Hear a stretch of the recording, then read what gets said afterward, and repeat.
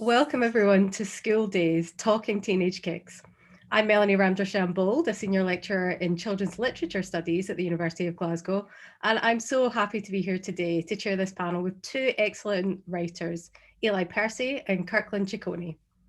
So this panel is part of the Scottish Books Long Weekend, a special online event that celebrates Scottish books, authors and publishers. It's brought to you by Publishing Scotland and Books from Scotland with support from Creative Scotland. There are so many excellent events over the weekend with discussions around fiction, non-fiction and children's YA books.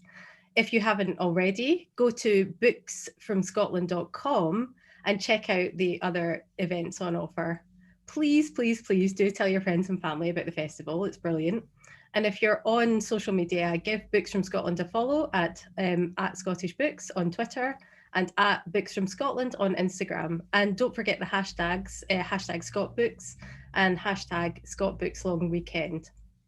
So today we'll start with a panel discussion and then open it up to audience Q&As at the end. So please do feel free to join in the conversation with questions and comments in the chat and on Twitter and Instagram using the hashtags.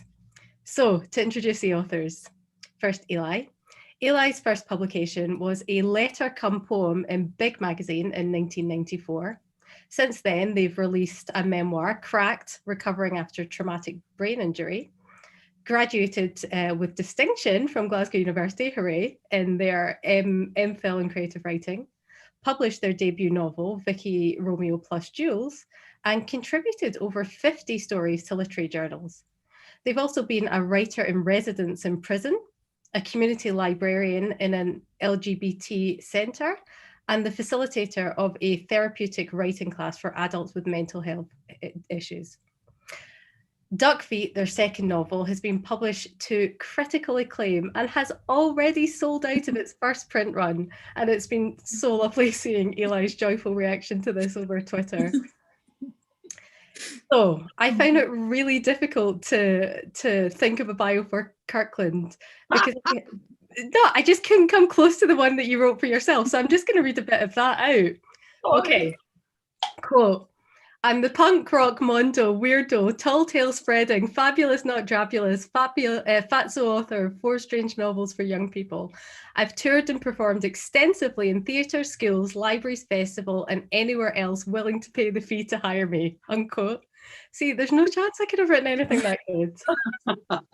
So that's a good bio, isn't it? In addition to all of these things, and with the help of Cumbernauld Theatre, Kirkland also set up, yay, YA, a book festival to encourage teens to get off their phones and read books, and also as a personal vendetta against Yalk Festival in London. Fight is obviously an excellent driver for creativity. His newest book, Happiness is Wasted on Me, is a genre-bending book that, while centres on a teenage protagonist, is aimed at an adult audience. So both authors are from towns in the west coast of Scotland, as am I.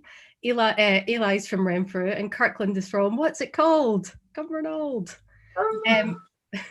And just on that note, this is a Scottish panel about Scottish books. So this panel will contain swearing.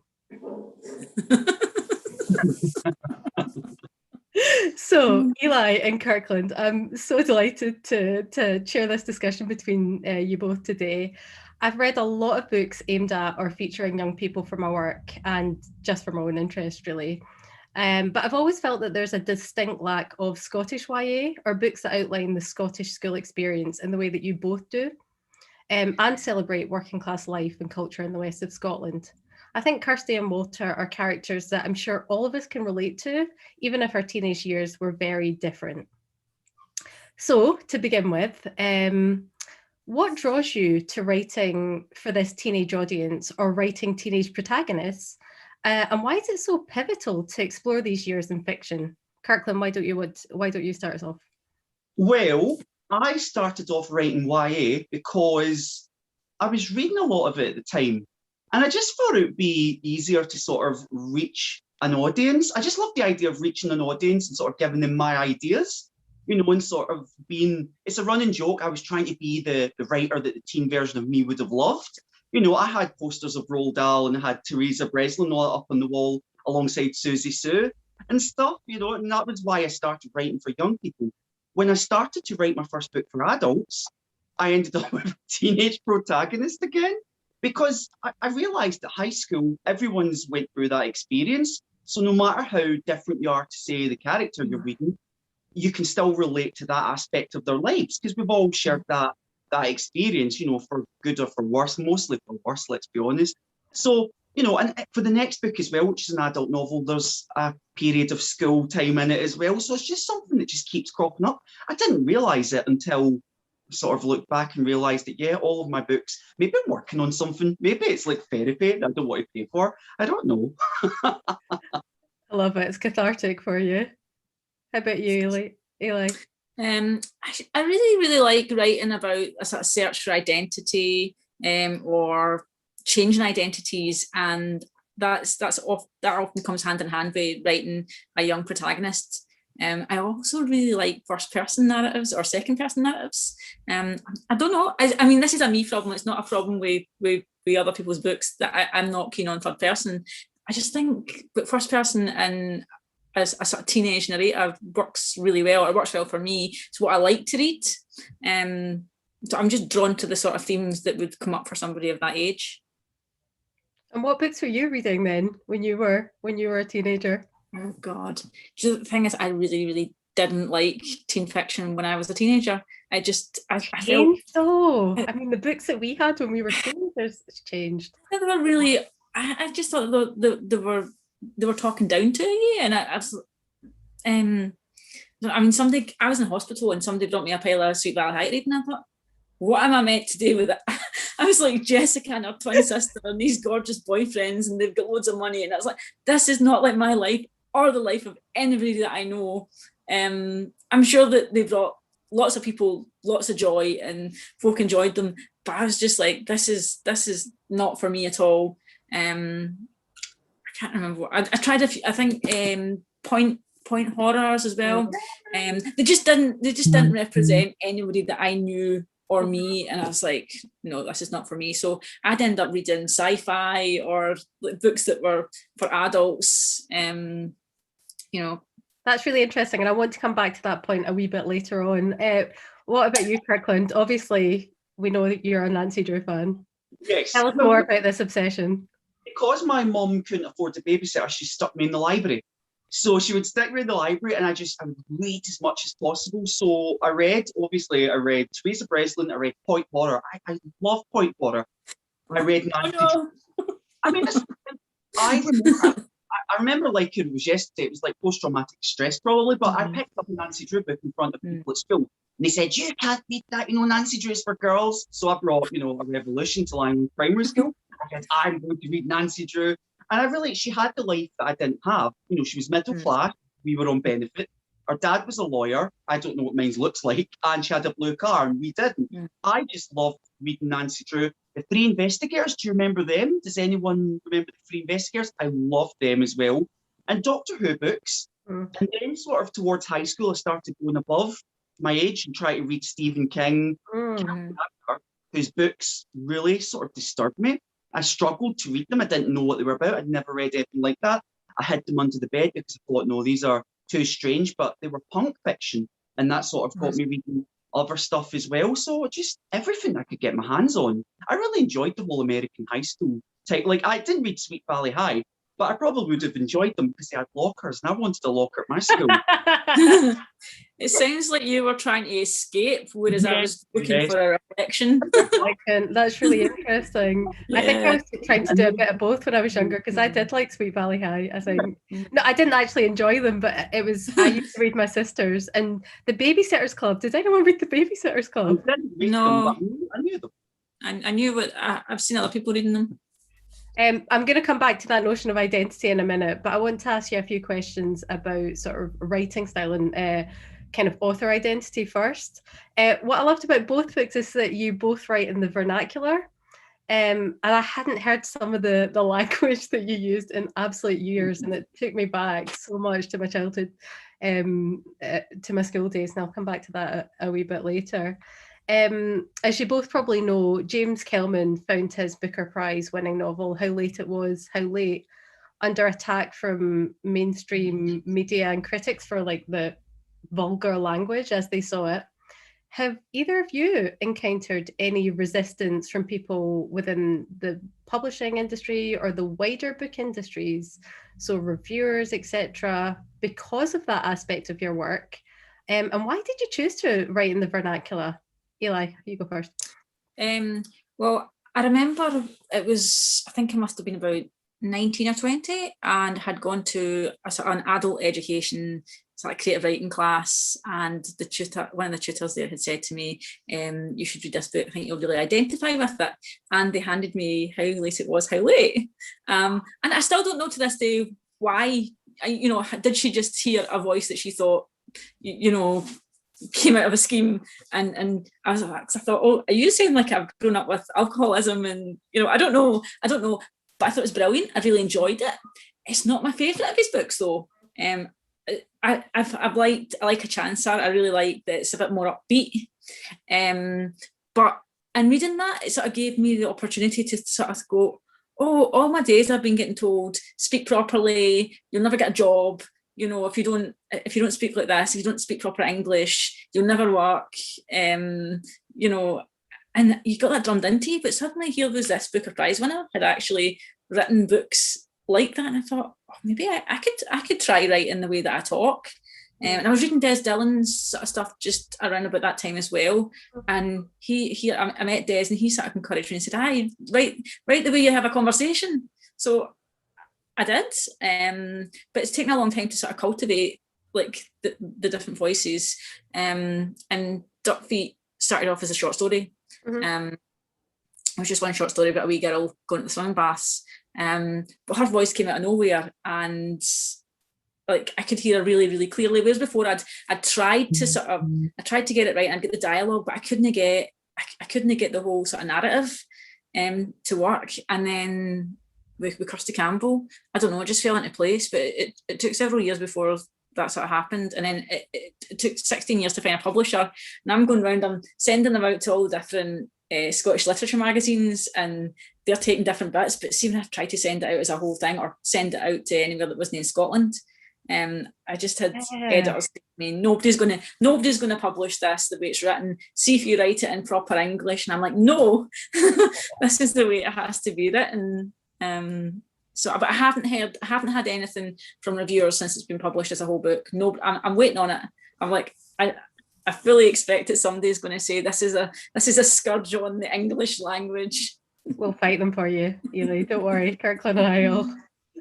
Sorry, you're my honours, Kirkland, just to let you know. I didn't have this is the thing. It's interesting hearing Ely say some of the things, because it sort of chimes with me as well. But for me, it wasn't the publishing industry. I published 4 young adult books before this book, the adult novel. For me, it was the librarians who had the best thing that happened. The librarians really supported me, but at the same time, several schools, more the religious schools, had to police the content in the books, and they were telling me what they wouldn't allow in the library, what they would allow in the library. This was librarian explaining it, so there was that kind of censorship there. My books were a bit strange and quirky and cult, as I would say, but they were able to get past. I think the schools were okay with violence, but they weren't okay with swearing. That was kind of thing. And for me, I even though I was writing a Scottish novel, I still had my eye on places outside of Scotland, because I've always had this thing that I want my book published in other countries as well. So I still kept my eye on them while I was writing. But if you're writing a Scottish novel, Scottish working class family is the main protagonist, you've got to have the way they speak in it, and that's got to be the most important part of it. The thing that was more difficult about getting Happiness published was the fact that the main character was asexual. The language seemed to be fine. Publishers, it was just they didn't know who would want to read something. Also set in Cumbernauld seemed to be a problem. Why would everyone want to read about that horrible town? Was pretty much what I got told. Praise fledgling press for taking a chance. I said, because Cumbernauld where Gregory's Girl took place, teen film, but it was on Disney. Violence is okay, but set in Cumbernauld, that's where we draw the line. I don't get it, but that's what happened to me. We've got a wee question from the audience. How exciting. If you think back to your own school days, did you know you would end up writing books as an adult? Either of you want to jump in and answer that? I did. I think, well, you didn't. I was sending out stuff since I was 15, bad poetry, terrible poetry. And I did that for cathartic reasons. I think I was about 17 before I finally said, one day I'm going to write a book and that book is going to be about me. And I remember like teachers were saying, oh, for God's sake, get your head out of the clouds, don't be so stupid. And like other kids would just go like, oh, who's going to want to read a book about you? Away you go. but then I kind of think, especially from the teenage sort of point of view, nobody knew any writers for Renfrew. You know, we didn't. There was nobody that lived near us. I mean, there might have been writers from Renfrew that I don't want to erase anybody. There might have been, but they weren't known to us. It just wasn't something that you were encouraged to do. It was just you're acting way above your station was the message. Is that your experience as well, Kirkland? Completely. I remember it because it was really hurtful. I spoke to do you remember having a careers teacher? You'd go and see the careers teacher and you'd tell them what you wanted to do. And I said, I want to write books because I just wanted all the books in the library. I couldn't afford them, but I could borrow them. I just wanted something of mine in there. And I remember saying to her, I want to write books for a living. It's all I ever wanted to do. I wanted to write books that or be a nice clean van driver. And I failed my driving test, so I couldn't be a nice clean van driver.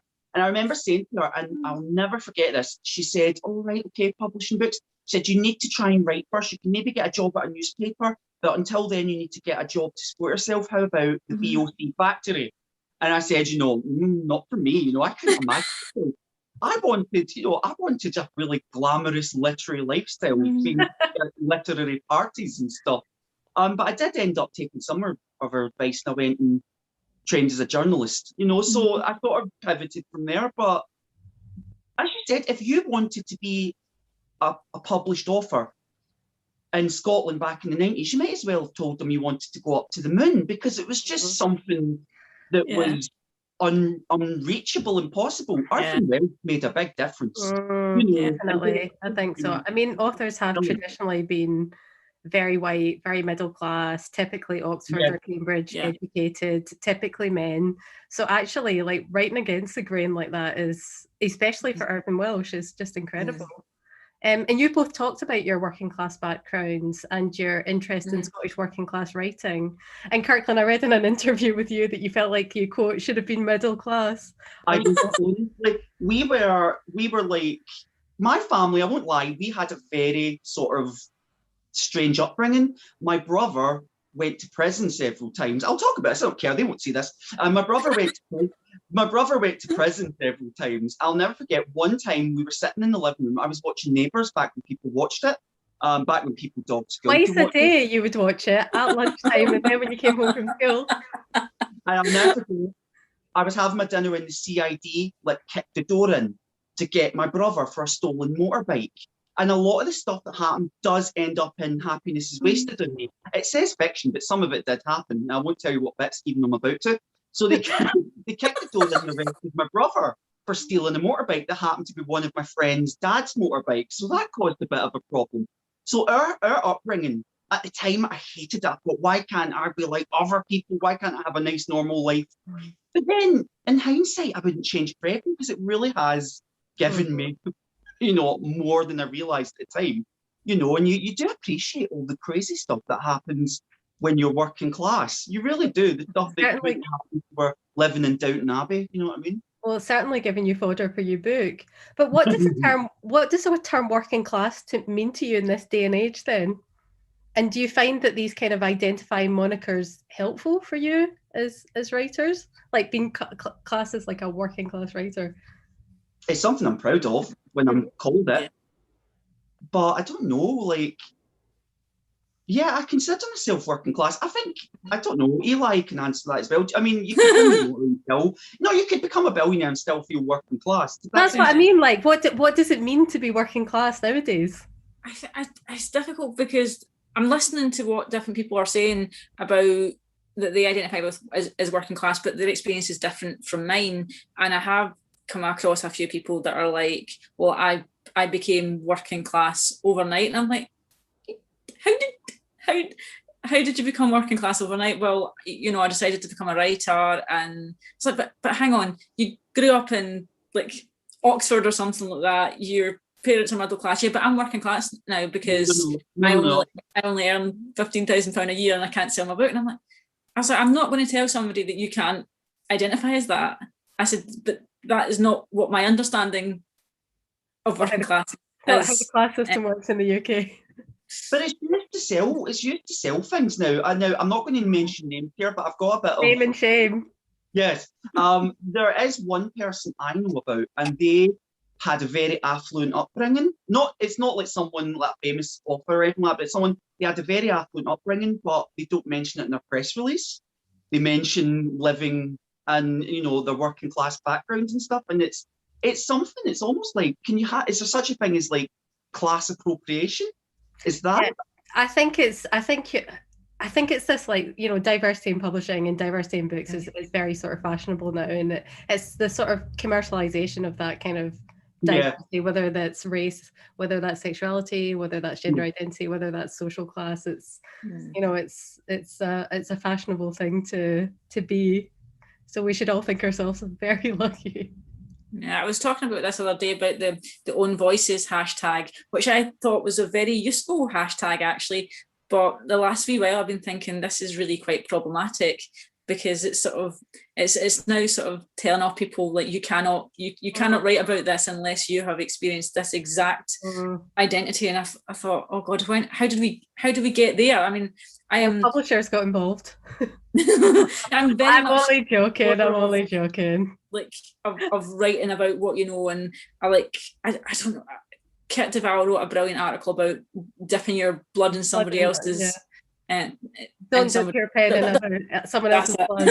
Yeah, a great article. Yeah, I mean, I think it's fine if you want to write about a queer, agender, amnesiac from Renfrew. On you go. But for the love of God, come and talk to me or somebody else that has that experience, because if you don't have that experience, you really, really need to think about why would you want to write it in the first place.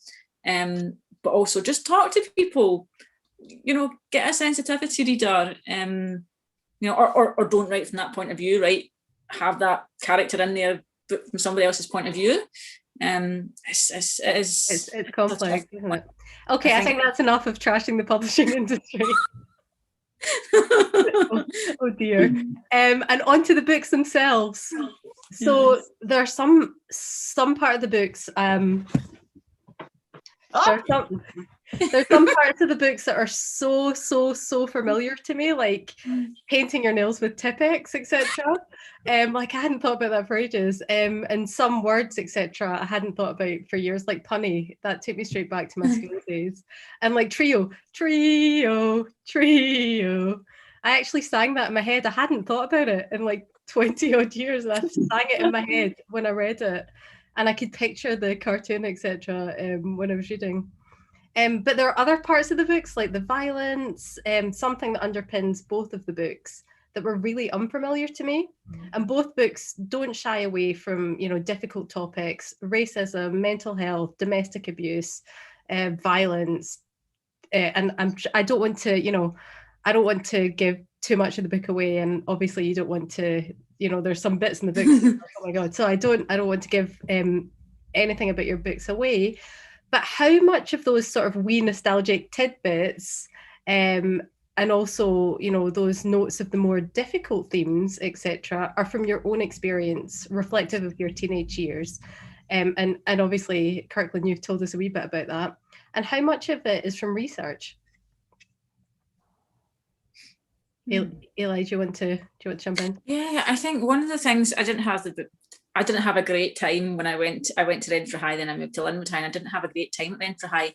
And one of the things that I remember was there was a sort of there was a lot of sort of like, I don't know much about like boys fighting, but certainly with girls it was all like, I'm going to get you after school, or like you growled at me for, you know, you want your eyes back, Ken.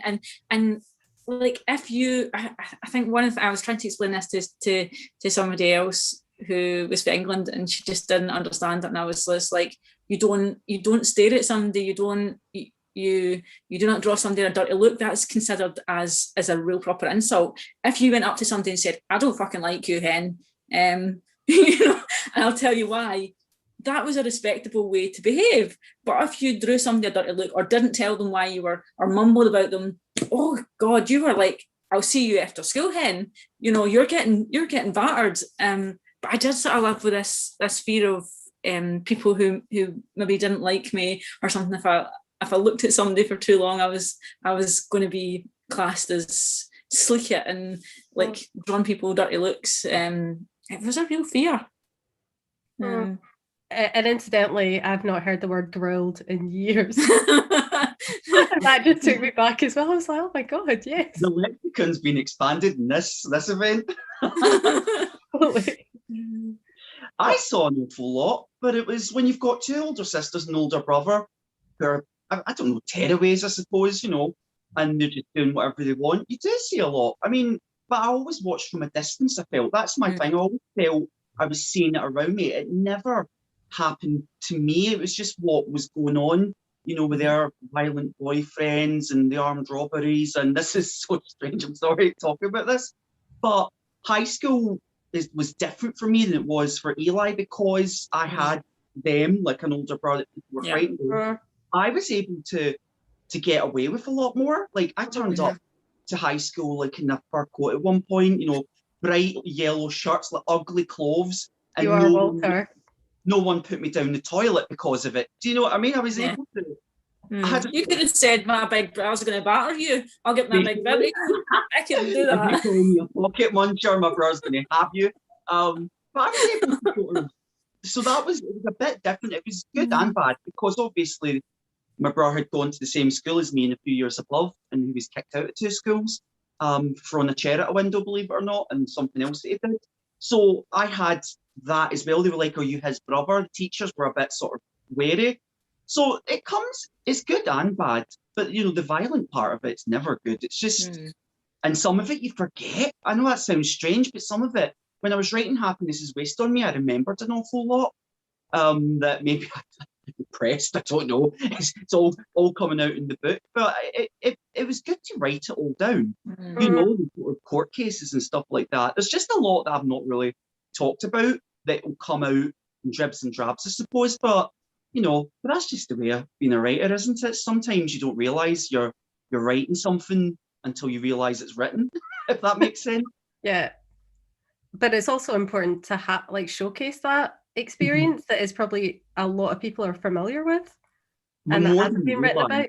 More than you realise. Yeah, absolutely. Emails that I've had have been about, well, I've had fun emails. One person was excited about a cafe that shut down in Cumbernauld 20 years ago. It's in the book. The Copper Kettle. You're like, oh, I love the Copper Kettle. And then I got another email and it was like, oh, I love the Copper Kettle. You know, do you remember the Copper Kettle? Petition to bring back the Copper Kettle. There's a business opportunity in there. One of the universal themes that I think that, you know, all of us could probably, anyone that went to school can probably identify is the kind of the friendships, and I think both of you capture the really turbulent nature of teenage friendships so well. You know, Charlene and Becca are complete frenemies to Kirsty and Walter, at least at the start.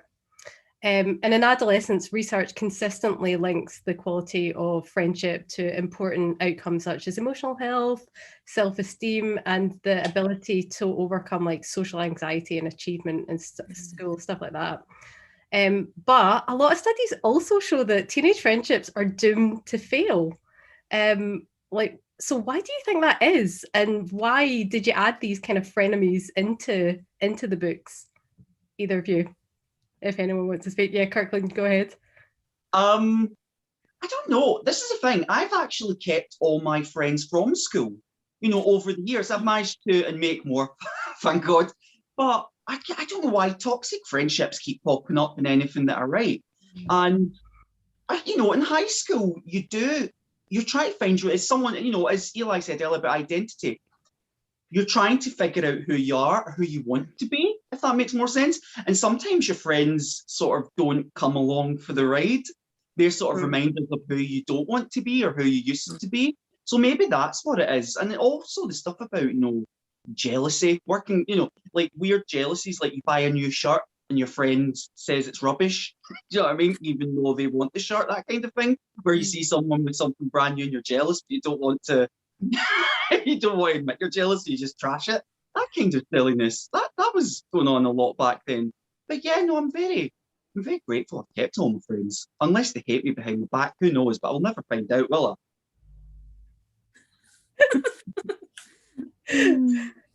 They better not. No, I'll send my brother to them. No, that's a joke. I've said too much, Eli. You've got to say something.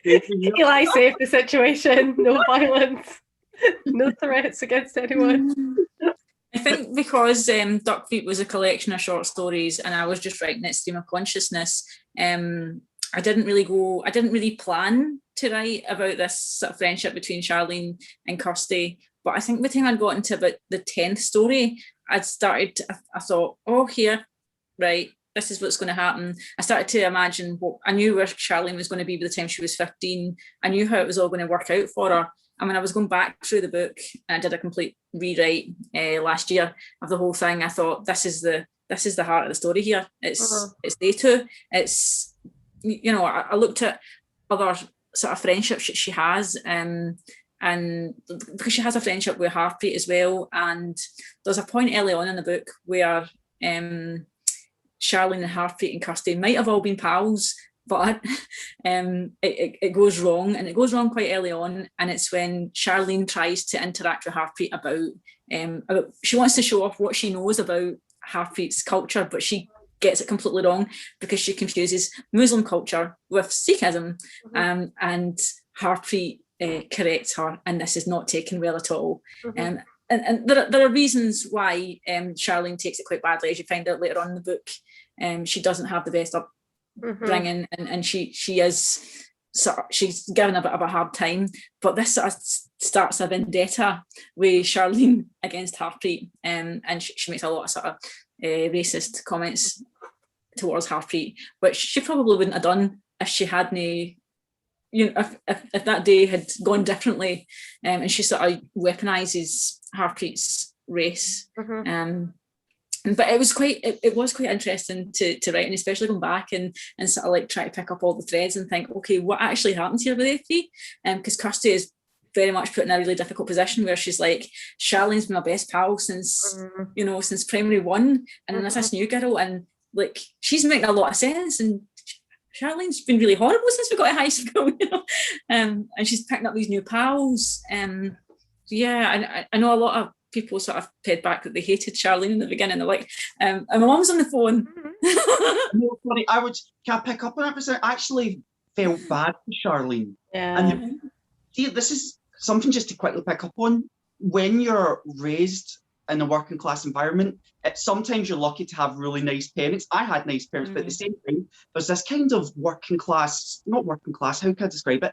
Kind of brainwashing that goes on. Some of their values are not our values, but you sort of have it drip fed into you. So there'll be kids who aren't racist, but they're just repeating stuff, horrible stuff that they hear all around them, and it's sort of a kind of brainwashing. So that's why, not that I liked Charlene, but I sort of felt for her slightly. I understood why she'd ended up the way she'd ended up, in a sense, I started off disliking her, but then obviously you kind of, but as she began to understand her background, etc. I really liked her in the end. She's redeemable. I did like text messages from people saying, I fucking hate that wee Charlie, see that wee lassie, I want to punch her in the mouth. And I'm going, hang on, you're 40, she's 12, and she's fiction. And then my mum came on the phone and she was just like, oh, see that wee lassie, by the way, what's she like? What's that Charlene like?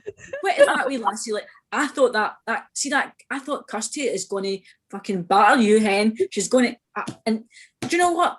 Kirsty's just about had enough with her.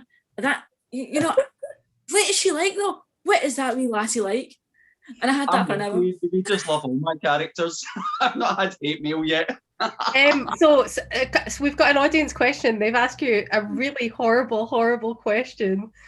both books have such memorable characters, but do Ely and Kirkland have a favourite character from your books? Oh no, that's a tough one. That is a hard one. I really like both Charlene and Wally. I think Charlene is the character that I identified the most with, not because I was not horrible like Charlene in that way. I think because I could really relate to the fact that she just wasn't getting, she just wasn't being understood.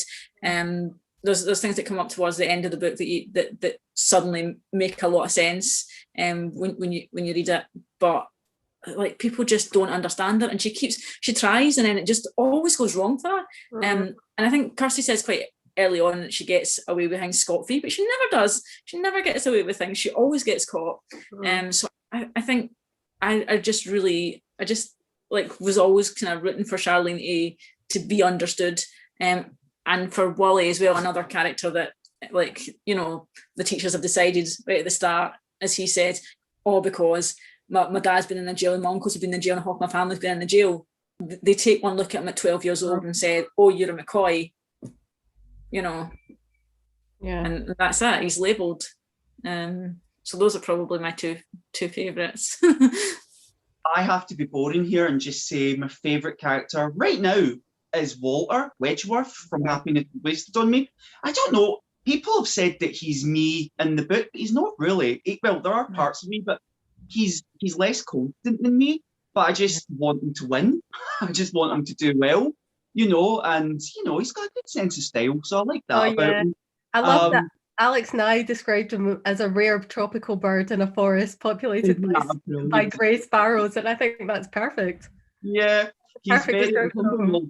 Cumbernauld, like, they call it a concrete jungle. You know, it's very sort of voted ugliest town in Britain several times over. It won the Pluke and the Plinth for ugliest building, which is the town centre. Cumbernauld Town Centre is infamous.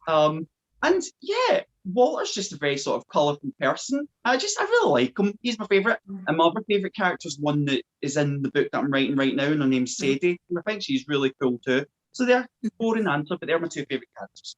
Can't wait to hear more about Sadie. So Ely, did you want to do a wee bit of a reading? Yeah, I can read a bit. I'll read a bit from a chapter called BL, which is about 15 chapters into the book. Charlene by this point is getting to sort of heights of annoying. Yeah, I'll just start. I'll read the opening of BL. Charlene called me a BL today. Kirsty, I'm nothing but a big BL, she said, and then she started sniggering. I wanted to ask her what she meant by that, but I knew she'd just take the piss out of me for no knowing, so I just said, "How do you know?" Charlene started laughing again and shook her head and said, "My God, Kirsty, imagine being a BL." I felt dead stupid, and I kidded on I didn't care what she said, but inside I was pure all gone, because it sounded like it was something dead bad. I asked Harpreet if she knew what it was, but she didn't know either, so we went to the library and we looked it up in the big Universal Dictionary, but the closest we could find was VD. VL. Gonna shut up, I said to Charlene. She'd been saying it all day and I wanted to slap her. She said it to all the boys in her class, and nearly all of them laughed apart from Winston, because he can't stand Charlene. And Chris Rice, he said he didn't believe it. "Hey, Chrissy," said Charlene as we're walking out the class, "how do you know Brett Kirsty's VL for her?" Chris told Charlene to F off. He said, "If Kirsty's a BL, then I'm a big gay." Then he turned around and whispered to me, "You're no, are you?" Charlene said, "When are you going to nip wee Chrissy then?" She calls him wee Chrissy, but he's actually the same height as her. I said, "What are you talking about?" She said, "Well, he's both pure fancy each other." I said, "How dare we?" She said, "Aye, he's day." I said, "No, we don't." She said, "You want me to ask him if he'll get after you at the next Kirky disco?" I said, "No, Charlene, I don't fancy Chris, all right." "Who do you fancy then?" I said, "Nobody." She says, "You must fancy somebody." I said, "Charlene, I fancy myself and that's it." She said to me, "Who out of all the boys in our Reggie class do you think is the most good looking?" I says, "I don't know." She says, "You must know unless you're a lazy." I said, "Charlene, shut up." I went through all the boys in my class in my heat and narrowed it down to Chris Rice, Bunsen and Willie McCoy, but he's a nutcase, so I didn't want to pick him. And I still couldn't make up my mind. "Charlene," I said, "who do you think is the most good looking?" She said, "Probably Chris Rice." I said, "Aye, that's what I think I know." "Kirsty," she said, "what did I tell you?" I said, "What?" She said, "I rest my case." I was walking out the school gate with Harpreet, and this lassie that was in Charlene's already class came up to us and said, "Is your name Kirsty Campbell?" I said, "Why do you want to know?" She says, "Is it but?" She's a big, tall, heavy lassie with horns like a grilla, and she was scared. I was scared she might batter me, so I just said, "Aye, how?" She said, "Is it true you're still a BL?" "You ask her." I said, "No, you ask her." "Gonna know, you ask her." "No," said Harpreet, "because it's you that's the VL." We asked Miss Dinn, the librarian, if she knew what it was, but she just looked at us like we were stupid. Miss Dinn's well named because she's a wee skinny scale woman with short hair. We asked her if we could go on the internet and look it up because she obviously didn't know, but all she said was, "Kirsty and Harpreet, stop your shenanigans." Charlene said, "Well, if you're not a BL, then who you know a BL with?" I said, "What do you mean?" She said, "Who have you got off with?" "What?" I said. She said, "Who have you nipped?" I said, "Nobody." She said, "See, she had a big virgin lips then." I hadn't heard the word VL in ages, in such a long time too. Love it. Okay, so I want to come back to this issue of identity that we've touched upon a wee bit during our conversation. So both books cover a spectrum of identities, intersectional identities that are becoming a bit more common in YA and adult books now.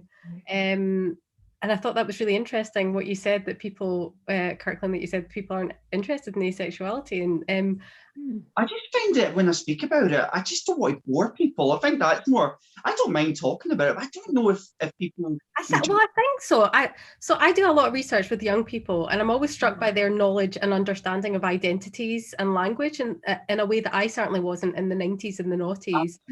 Absolutely. And in particular, like neurodivergence and asexuality wasn't talked about and understood in the way that it is today, and gender identity as well. So I suppose my questions are, how important is it for you to have these underrepresented characters in your books? Did you see yourself in books as teenagers? And we've touched upon that a wee bit. And how did you negotiate your own identities and your own intersectional identities during your adolescence? And I can repeat these questions, don't worry. Me or you, Ely? You go first, I don't mind. Well, I didn't see myself in any books as a teenager, but things have changed a lot. One of the great things about, I go around schools, theatres, doing my one-man show, which is about books and promoting books and things. And the difference, back in the 90s, we just didn't have the vocabulary to describe anything outside of really the straight and narrow. And I use those words deliberately.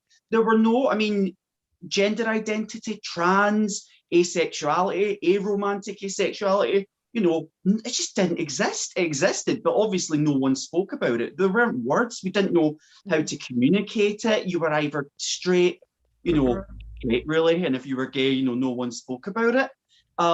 So when I was writing Happiness is Wasted on Me, because it was a coming of age novel, I thought I'll just write from experience. I'll write about asexuality, because a lot of coming of age novels are very similar. Boy meets girl or girl meets boy. Anything outside of that starts to subvert the coming of age story a little. And I thought an asexual protagonist, which was a struggle again with publishers. Publishers weren't really getting it. They said, well, why would you want to write a coming of age novel with an asexual protagonist?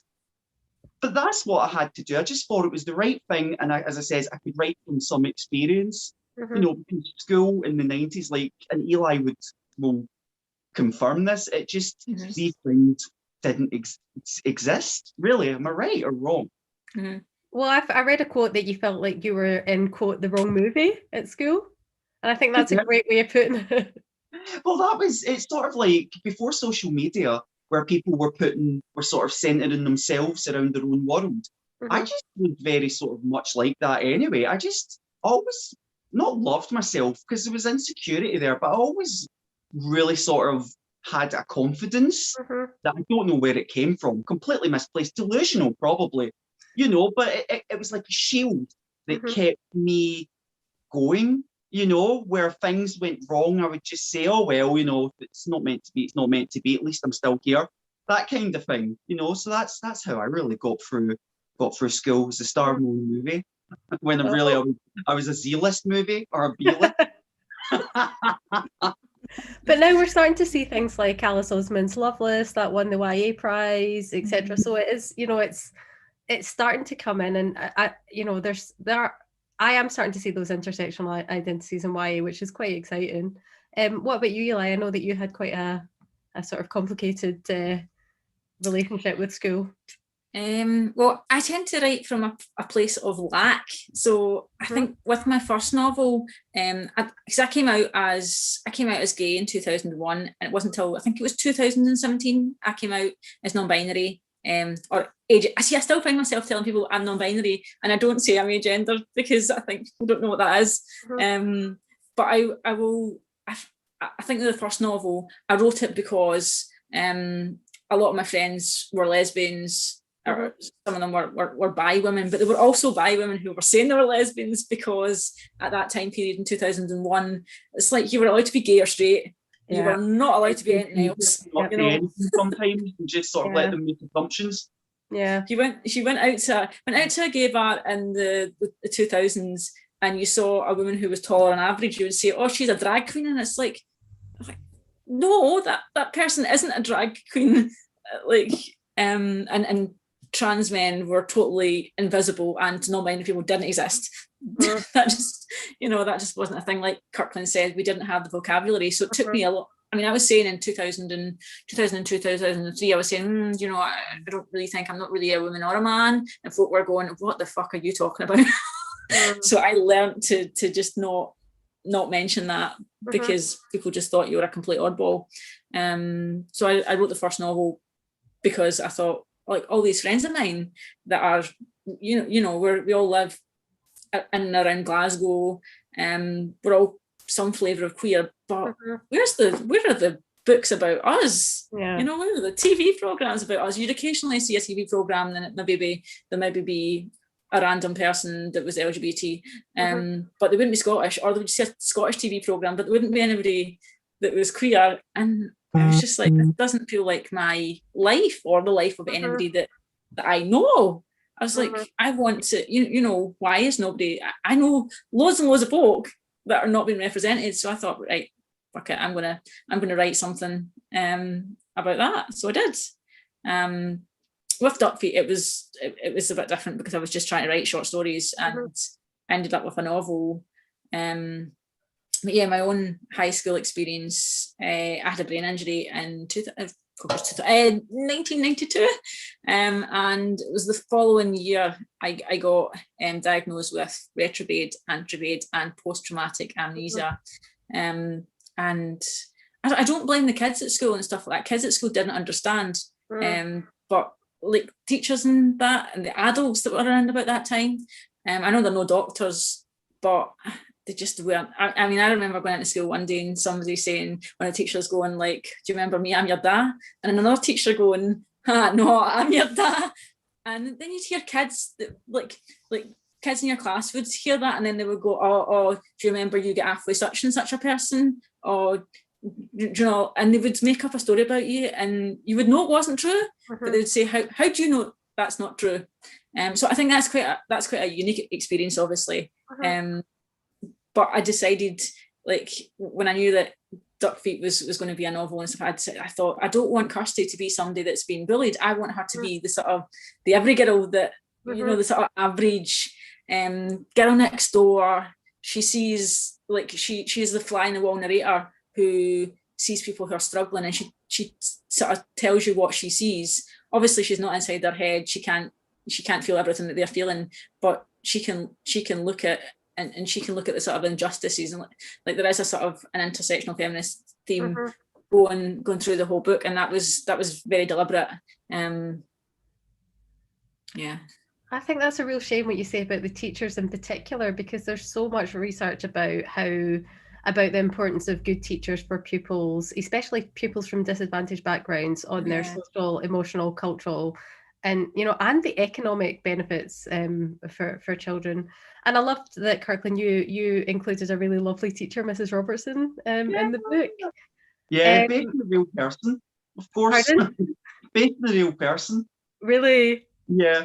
Actually, talking about sort of teachers, one of my favourite teachers at school used to roll up a paper and hit the kids over the head with it.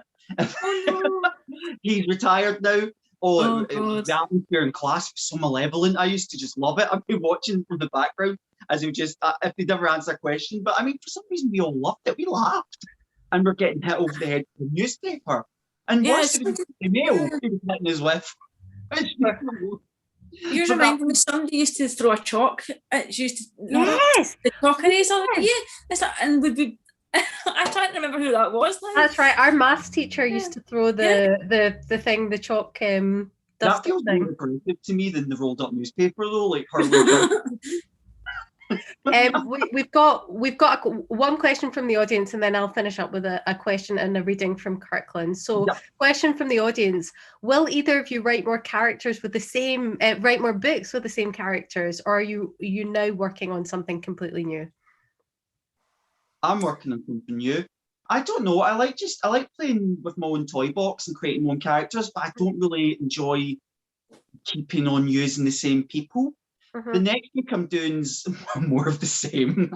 It's a working class Scottish character, but it's not Walter. So yeah. And then for the third book, I'll do something completely different. But right now, I'm sort of stuck in that zone and I'm enjoying it.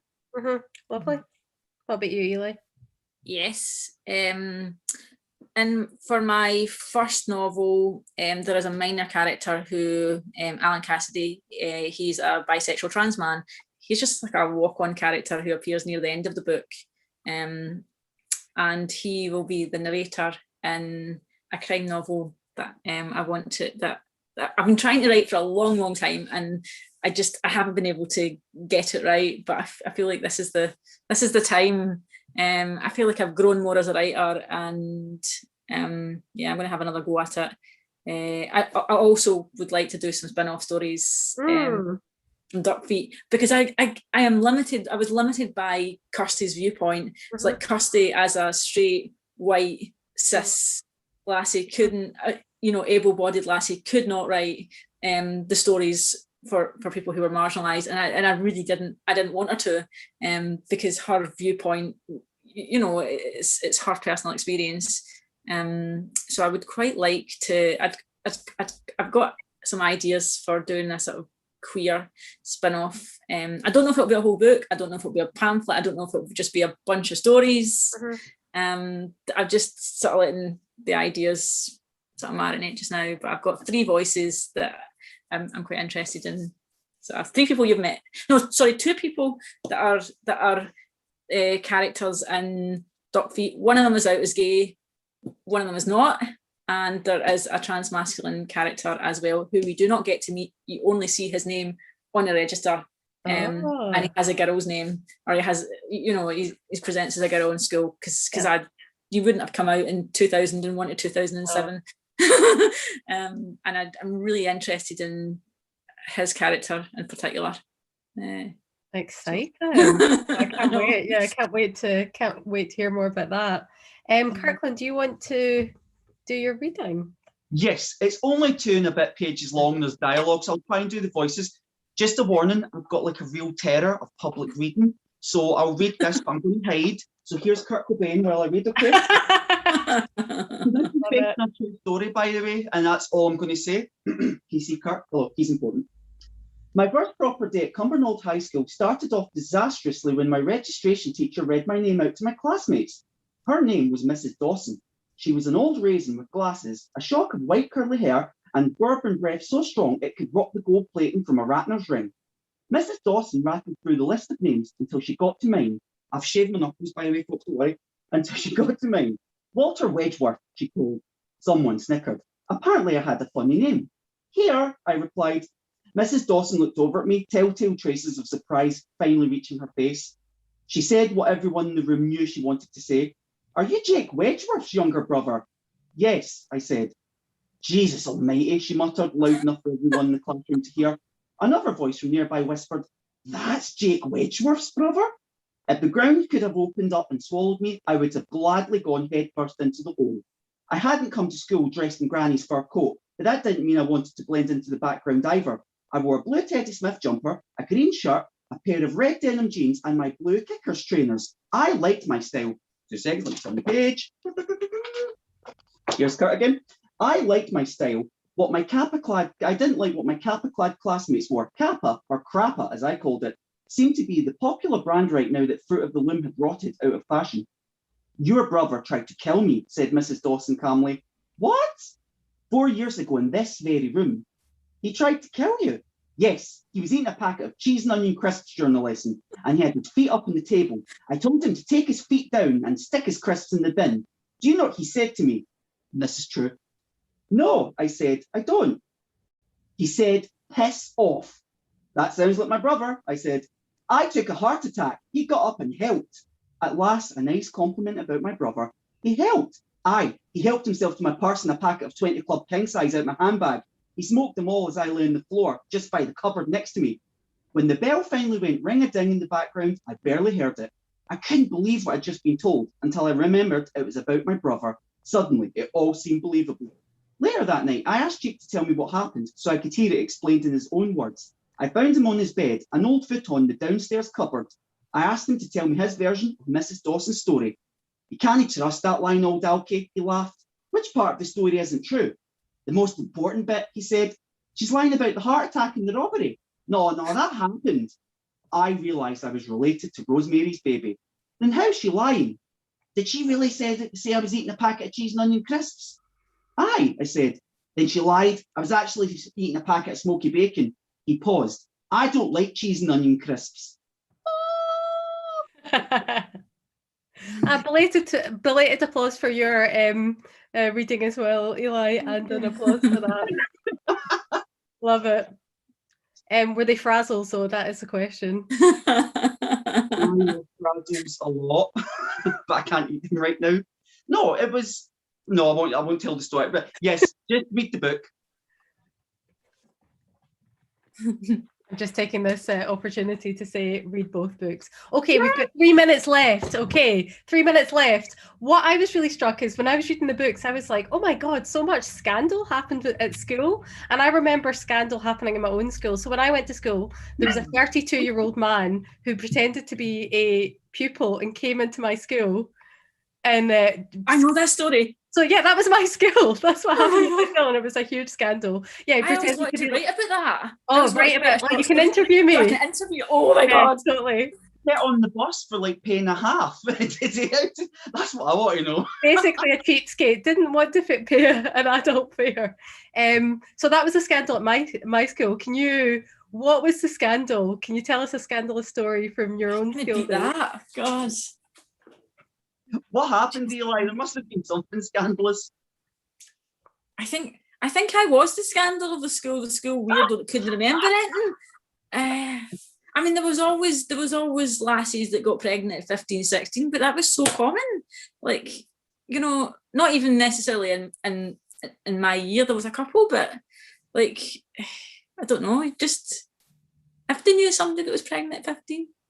So that wasn't really a massive, it was a scandal for half a day.